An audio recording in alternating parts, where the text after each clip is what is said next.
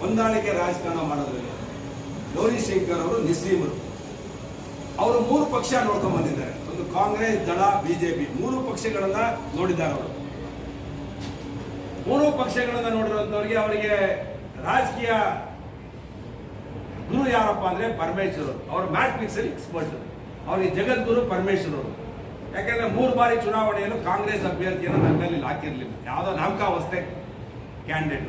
ಒಂದ್ಸಲಿ ಆಡಿಟರ್ ನಾಗರಾಜ್ ಅವರು ನನ್ನ ಮೇಲೆ ನಿಂತ್ಕೊಂಡು 2013ರಲ್ಲಿ ಬರೀ 7,000 ಓಟ್ ತಗೊಂಡು, 2ನೇ ಬಾರಿ ರಾಯಸಂದ್ರ ರವಿ ಅವ್ರನ್ನ ಹಾಕಿ ಅವರು ಒಂದು 4,000 5,000 ಓಟ್ ತಗೊಂಡು, ಈ ಸಲ ನಮ್ಮ ಕಾಡುಗೊಲ್ಲ ಸಮಾಜದ ಷಣ್ಮುಗಪ್ಪ ಅವ್ರನ್ನ ಹಾಕಿ 3,000 ಓಟ್ ತಗೊಂಡು.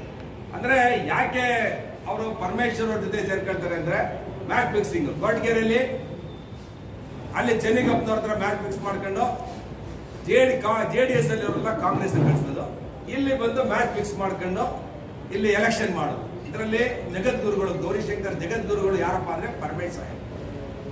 ಅದರಿಂದ ಅವರು ಹೇಳಿದನ್ನೆಲ್ಲ ಮಾಡ್ತಾರೆ ಕೆಲವು ವಿಷಯದಲ್ಲಿ. ಅದರಿಂದ ನಾನು ಗೌರಿಶಂಕರ್ ಹತ್ರ ಪಾಠ ಕಲಿಬೇಕಾಗಿಲ್ಲ ರಾಜಕೀಯದ. 3 ಬಾರಿ ಶಾಸಕನಾಗಿರೋ ನಾನು. ಇನ್ನೊಂದೇನಂದ್ರೆ ಪ್ರಯಾಗಿಗೆ ಹೋದಾಗ ನಾನು ಪ್ರಯಾಗ್ರಾಜ್ಗೆ ಹೋಗಿ ಪುಣ್ಯಸ್ನಾನ ಮಾಡಿ ಬಂದಿರೋದನ್ನ ಮಹನೀಯರು ಟೀಕೆ ಮಾಡಿದ್ದಾರೆ.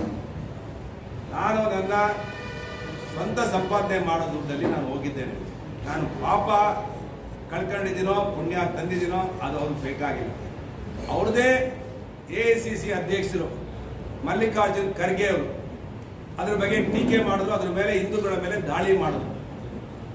ಪದೇ ಪದೇ ಕಾಂಗ್ರೆಸ್ ಪಕ್ಷ ಹಿಂದುತ್ವದ ಮೇಲೆ, ಹಿಂದೂಗಳ ಭಾವನೆಗಳ ಮೇಲೆ ದಾಳಿ ಮಾಡುತ್ತೆ. ದಾಳಿ ಮಾಡಿದ್ಮೇಲೆ ಡೆಲ್ಲಿಯಲ್ಲಿ ಅವರಿಗೆ 0ನ್ನ ಡೆಲ್ಲಿ ಜನ 0 ಸುತ್ತಿದ್ರು.